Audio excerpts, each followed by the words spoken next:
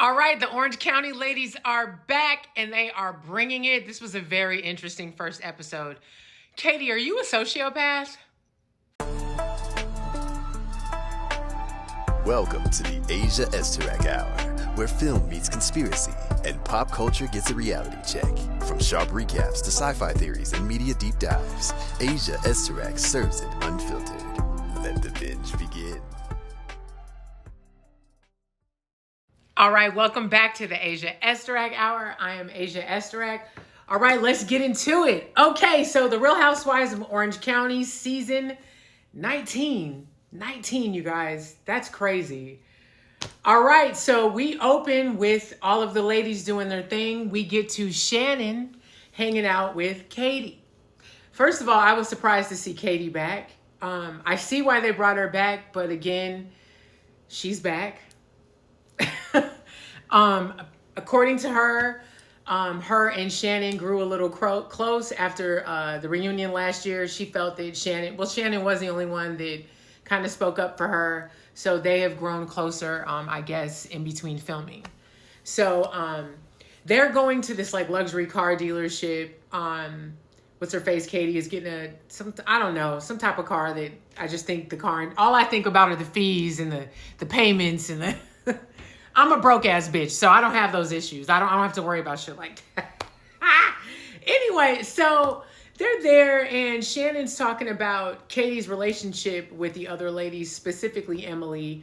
Her and that whole nanny and her daughter bringing the shit back and saying that Heather's boys were talking about Heather. And it's just, it's a mess. It's a mess. And I'm going to explain later on why I asked Katie, are you a sociopath? Because I don't know. Anyway, so they're talking and Shannon's like, well, you know, the issue between you and Emily is, you know, that's not a good thing. Her thing is, she's like, I was wrong. I shouldn't have given that nanny the blogger's information to tell her story, but she upset me going into my past and bringing up my custody issues. So Katie apparently temporarily gave up her custody for her kids. She said she was in a facility in, I forget where, but it sounds like she was going through some mental type shit. That's the vibe that I got.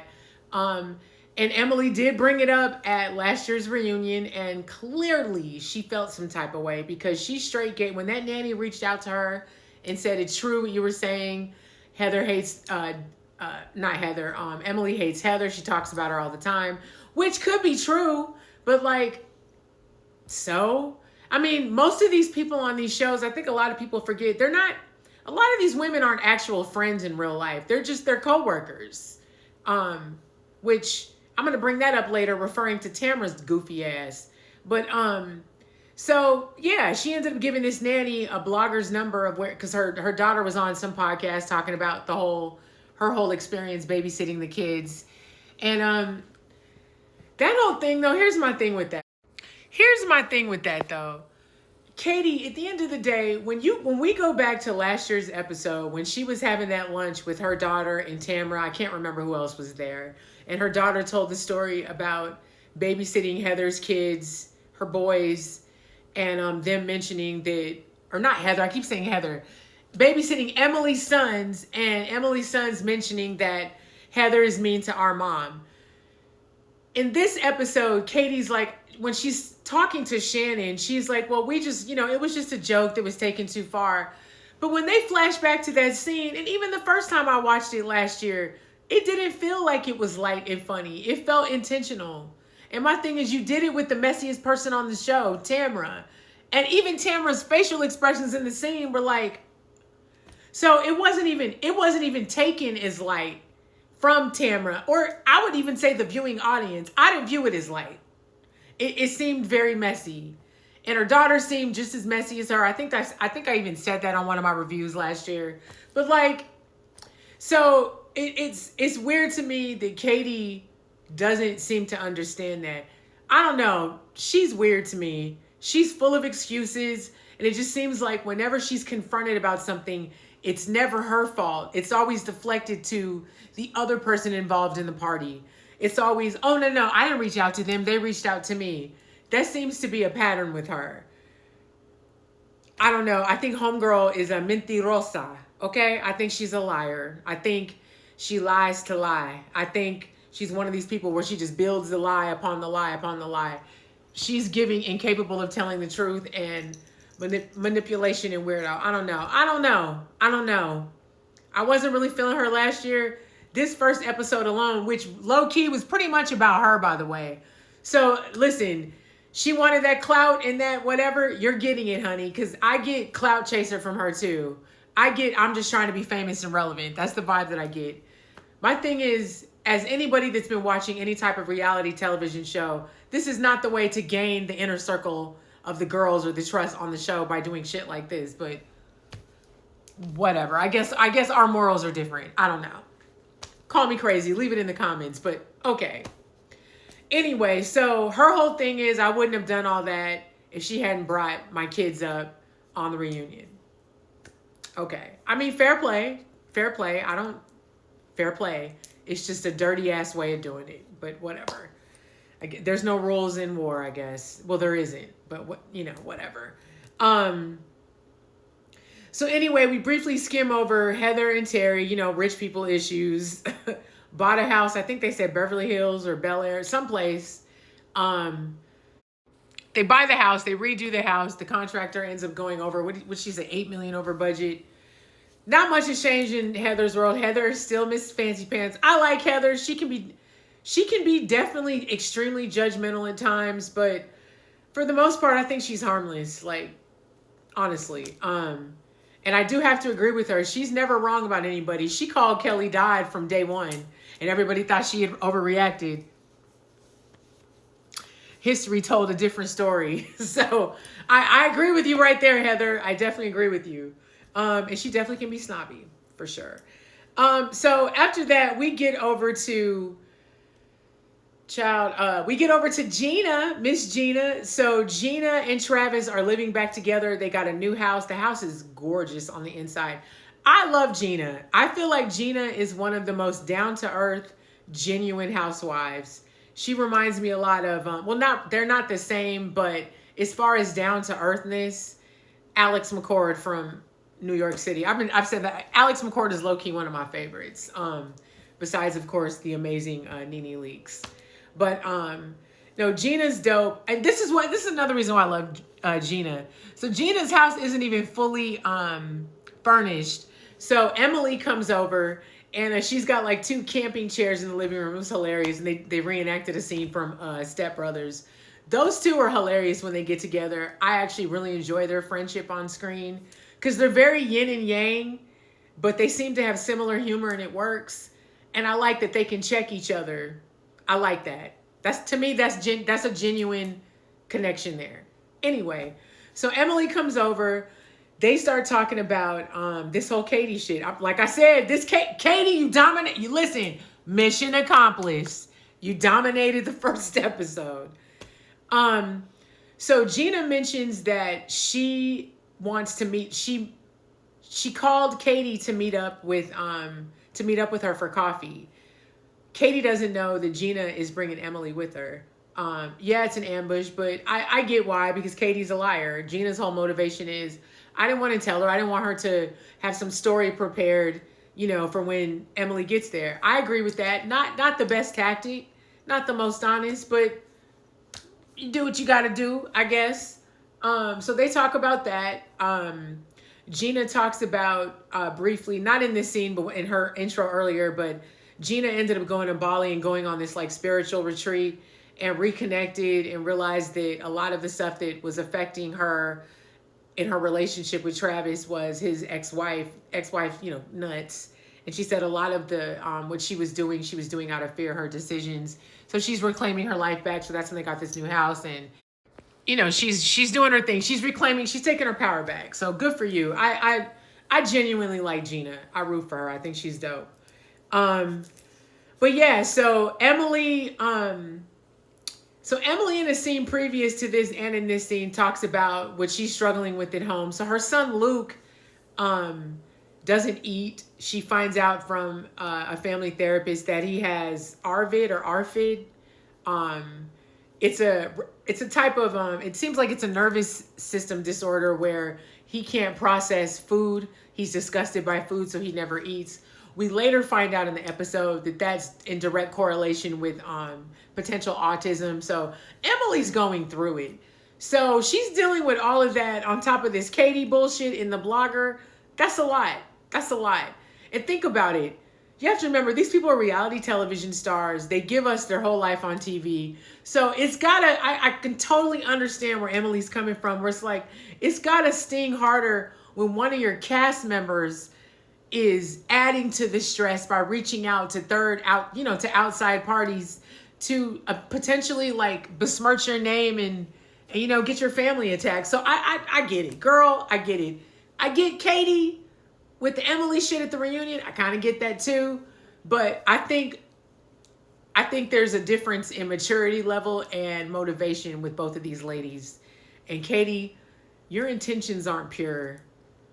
You come off devious and nasty. See, again, dominated this episode. So anyway, after that, we go to Tamra, my least favorite housewife ever. Tamra is going to her therapist. She actually comes in crying.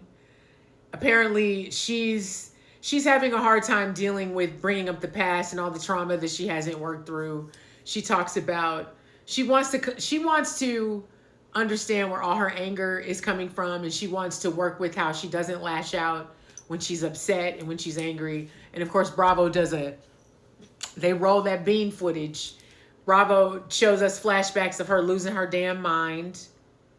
I'm glad that Tamra is in therapy, but it's questionable to me because she's one of the most inauthentic people to me in the Housewives universe, besides Kim Zolciak. Just everything is calculated and motivated, and not even good calculated, because my thing with her is, in this scene, she talks about how she has trust issues with people because she doesn't want them to turn on her in relationships. She's specifically referring to Shannon. But the crazy thing is, the very things that you are afraid of in other people are those are the things that you do to people, Tamra. Tamra blows up relationships. People get close to her and then she flips it on them, ends up throwing their own tear, their own mishap or mistake back in their face. You've done it time and time again. You've done it since you've got on this show. You've done it to your homegirl, Vicky Gunvalson, many a time. And Shannon. That's why I think it's crazy that she's calling Shannon a bad friend. She later says that in a scene with Eddie, which I'll get to that later. But I was like, ooh, girl, talk about not being able to read the room. She lacks self-awareness, and deep down, she's extremely insecure. Like Lizzie said, you're the most insecure woman I've ever met. Homegirl is insecure, and you're extremely immature. I don't know. If therapy is real for you, then you need to take it seriously and start taking accountability. Quit worrying about other people and focus on you, because it's you, boo. It's you. Anyway, so we get to Jen and Ryan. They're at this bikini shop. They're getting, they're still engaged. They're about to get married. They're doing a beach wedding with, intimates with her family and a few of his people. He wants her to wear a bikini at the ceremony. So she's not totally sold on the idea, but she's there to try on some shit. This was an interesting scene. First of all, let me say this. Jen gives me dizzy as hell. But I like Jen, but I also find her blissfully ignorant to the point where I don't know if you're doing it on purpose or if you're just dumb or playing dumb. Like, I don't know. Ryan definitely gives me sleazeball energy, but I must say I think it's hilarious when he reads Tamra down. So they're talking about Tamra, and because they're talking about the guest list for the wedding, she's saying, I'm not inviting her. I haven't talked to her since they all, last saw each other, which was at the reunion. And she's like, I don't know if I can trust her. I've known this woman for years and she keeps coming for me. But that's Tamra. She does that with all her friendships, So Jen talks about Tamra being in therapy, and she's like, well, maybe she's turning a new leaf. Ryan's like, no. He was like, if she was trying to turn a new leaf and do better, then she would have taken that, what did he say, that baptism 10 years ago more seriously, and she wouldn't be in the situation that she's in now. I fell out because he's right. No matter how you feel about Ryan, he's right. He's absolutely right. So he's not buying the therapy shtick at all. I get it. I see it. Anyway, those two do their thing. She looked cute in her bathing suit with her veil. She's a cute, teeny little lady. They're a very good looking couple. But there's something weird about them. I don't know what it is. But I don't know. I can't put my finger on it. They're a hard button to button. Anyway, so forgot to mention this. So at the top of the episode, Shannon has planned a spa retreat at this exclusive like spa resort meditation type thing called the Golden Door. She was invited, so she's bringing the ladies. And they, of course, had to throw out the price tag. She said it's $12,950, something like that, for 8 days for the week or whatever. So she invites all the ladies. So the ladies are getting ready for that. Actually, Heather, Emily, and Tamra meet up at one point to basically reiterate the shit with Katie. We learn in this scene that Katie has been putting out false stories about Tamra, saying that Tamra has a troll farm and is running all these fake pages. It's very messy and silly. That I don't believe. I don't think Tamra would do that. As messy as her ass is, I don't think she has the time, the sophistication, or would care that deep enough. I don't think she would do that. I don't see her doing that. But it's another example of this narrative of Katie with these bloggers. Now, I will say this. Jen says this later in the episode, but she says the thing with Katie is, to her, she doesn't see the bloggers as bloggers. If I ask her, she sees them as friends. And then they reference to her talking about being invited to one of their birthday parties. That's a little weird too. And what's crazy is Jen goes, the things that I was referring to when I was talking about her being a con artist, because that later comes up. You know what? Let me get to that. Anyway. So in that scene, basically we reiterate the whole Katie thing. Before we get to the resort, I'm going to skip this scene. So Gina and Emily go to meet Katie at this coffee shop. Katie gets there first. She's outside waiting for them. They get in. Katie's face, you could tell it cracked a little bit when she sees Emily. And of course, in her confessional, she's like, oh my God, ambush. So they sit down and they get right to business and starts talking about what's going on. Katie brings up her motivation for why she even gave the nanny the podcast blogger information. She didn't like the fact that what's-her-face brought up her custody stuff at the reunion. Emily is pissed and is like, she's like, that's not an excuse though, because you don't have boundaries. I do. What I did to your face. You took it a step further by doing it behind my back and then giving the woman the blogger's information. So nothing gets resolved there. They just agree to disagree and keep it moving, and moving forward. If there's an issue, they address each other head on. Katie is just deflect, deny, lie. And that's pretty much what she did in that setting. It was funny. In the confessional, Gina was like, well, at least we're going to maybe try to have move forward better. So they're leaving back in the scene. Katie hugs Gina, and then Katie goes to hug Emily. Emily's like, I'm fine. She ain't over that shit. I don't blame her because that's deep. That's deep. Anyway, so we fast forward back to the ladies getting ready to go on this Golden Door spa retreat. So it shows everybody getting ready. We're in the scene with Tamra and Eddie. Tamra's thing is how she's talking about she's nervous to go because her and Shannon have not sat down. They haven't spoken since the reunion either. And Shannon's whole thing is, yes, I hugged Tamra at the reunion, but that doesn't erase anything that's happened in the past. I'm extending an olive branch by inviting her to this spa. So hopefully we can talk, but we really need to talk. And the thing is, they've had this conversation how many times? How many times Shannon has Tamra burned your ass and then sprayed you with your own tea and tried to humiliate you? She does it every damn time. But anyway, so Tamra in this scene is talking about being nervous of going because her and Shannon haven't talked. And she's like nervous. She's like, how can she just, discard our friendship? And Eddie's like, she's a bad friend. She was never your friend. It's crazy to me that Tamra is flipping this like it's all Shannon. Tamra, you've been talking shit about Shannon since she first got on the show. Should I remind you of she's crazy, she drinks too much, and she has green Martians running around in her head? Shall we remind you of that? The way you like hyped her up and then talked shit about her at Heather's dinner party, where she did lose her mind and act a fool, but you're not a friend. So it's crazy that she's sitting in there playing the victim with the Shannon shit. Shannon ain't the best, but she ain't nothing like you, honey. Nothing like you. Whatever, girl. Whatever.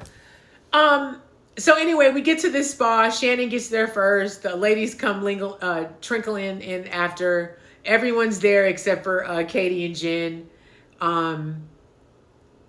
They arrive later. They're all talking about them as they're walking up because Gina's confused why Katie was even invited. She was like, you really think this retreat is going to help her? She was like, she might need an exorcism. So they walk up. They greet. Shannon's like, so me, Katie, and Emily and Jen are going to go do this like drum thing. The other ladies are going to go do Tai Chi. Actually, when Tamra gets there, she's very upset. She's best friends with Teddy, and, Teddy has multiple tumors, and she's getting 2 removed that day. It's brain tumors. It's a lot. So Tamra was, upset. So Shannon says that, she's going to hold off on talking to her because she doesn't lack compassion. And, so anyway, the ladies break off. They do their thing. Cute little scenes with each other. Afterwards, Tamra and them are sitting around before they go to eat dinner. The other ladies are doing the same. So they're talking to Tamra about seeing Jen. This is what I mean by Tamra ain't shit. So they're like, how do you feel about seeing Jen? You guys haven't seen each other. And she's like, I don't know, but she keeps attacking me online. And so basically they show Jen and Ryan are bringing the heat back to Tamra. Tamra, you're getting what you deserve. Apparently Tamra's still talking shit and misspeaking. They show her walking with Eddie, FaceTime and apologizing for she misspoke about something. And so they're coming back at her, implying that Eddie's gay, bringing up that whole dumb rumor, calling her a beard. It's tit for tat. But what's funny is, and I guess because she keeps making salacious and defamatory, untrue statements about them and Ryan, they've threatened to sue her. So her whole thing is, they're sue happy. But it's funny how she doesn't see her behavior. It's amazing. Because in Jen's confessional, it's obvious that somebody behind the camera, the producer, asked her, and she was like, yeah, I've definitely participated in some naughty retweeting stuff. She's like, yeah, I definitely have. She owned it. Tamra, no. It's like, girl. But her whole thing is she's like, I don't understand why she's so mad at me because I brought up the whole FBI thing. Here's what's crazy about that comment. Earlier in the episode, they flash back to the last reunion where she apologized and admitted that she repeated some shit that she had heard, which we later found out to not be true. So then flash forward to now, this current season, you're sitting there and you're saying she's mad at me over the FBI thing. Tamra, you're not ready to be healed, baby. You're not there yet. You're not there yet. Wow. So over on with the other group of ladies, they're talking, of course, about the same thing. The ladies bring up the petty shit that Jen has been participating in. And Jen's like, I don't even care at this minute. They talk about a cease and desist and Ryan posting it. Basically, it's what Ryan and Jen are doing to Tamra, what Tamra does to others. Tamra's getting a taste of her own medicine. I do not feel sorry for her. But I will say this. I do agree with one thing that Tamra said. She said about Jen. She said Jen tends to tell people what they want to hear depending on who she's with. And I do kind of believe that. I absolutely do believe that based off what Gina was saying, that when Jen said that she's kind of like a con artist. Because then, of course, she backtracked in this next scene. So in this next scene, they're all eating and they're talking about what each other's groups did. And Katie decides to tell the ladies, I wanted to invite you guys to a lunch next Sunday that I'm having. It's a Korean tradition, she said, a hot pot where people get around and, probably just another dinner where people get around and talk shit and argue with each other, basically. Anyway, she's like, this is, I want you guys to get to know me. I felt like we all got off on the wrong foot, and everybody's kind of like, Gina's like, so this is an olive branch? She's like, kind of, da-da-da. So Gina kicks it off. Gina's like, so I think the problem is that we feel disconnected from you because you keep bringing up stuff with these bloggers. And Heather's like, it's the blogger thing. So Katie, of course, deny, lie, deflect, deny. It's always, well, they reached out to me and I was upset and I know I shouldn't have done that, but they reached out to me, all this shit. I think they're barking up a tree that they're never going to get up. This girl is never going to own shit. And then what's crazy, I think what makes Katie dangerous is that she doesn't think what she's doing is wrong. Just based off what Jen says, I mentioned it earlier in this review, but she says it in this scene in her confessional. Katie doesn't think that the bloggers are bloggers. If you ask her if she's talking to bloggers, she's going to say she's talking to friends. She'll say no. She thinks they're friends. And the fact that she doesn't realize that you're friends with bloggers, you're friends, first of all, with these bloggers, but they are repeating everything that you're saying to them. And you took it a step further to actually give contact information to the nanny. That wasn't done to be nice. That was done to be messy. And even though Emily went digging in your past and threw that shit out, I don't know if the pun, you know what? I can't even say that. Because in Katie's mind, what Emily did was super fucked up and she felt validated in doing what she did. You know what? She might be right in that. Maybe this is tit for tat. But the problem is, Katie, is you're a repeat offender. Because it isn't just Emily that you've done this with. So anyway, this scene, they're still arguing at the end of the scene because Katie's not understanding why. She's not understanding that what she's doing is wrong by continuing to talk to these bloggers about the ladies' multiple bullshit. That's where the episode ends. Anyway, this is going to be a good season. Katie, you're a weirdo. Tamra, but all in all, I'm excited. It's Saturday. I hope you guys are enjoying your day. Anyway, it's a beautiful day. Let me get out of here. I'm about to go to a play. Anyway, enjoy your day. Stay hydrated and be nice to each other.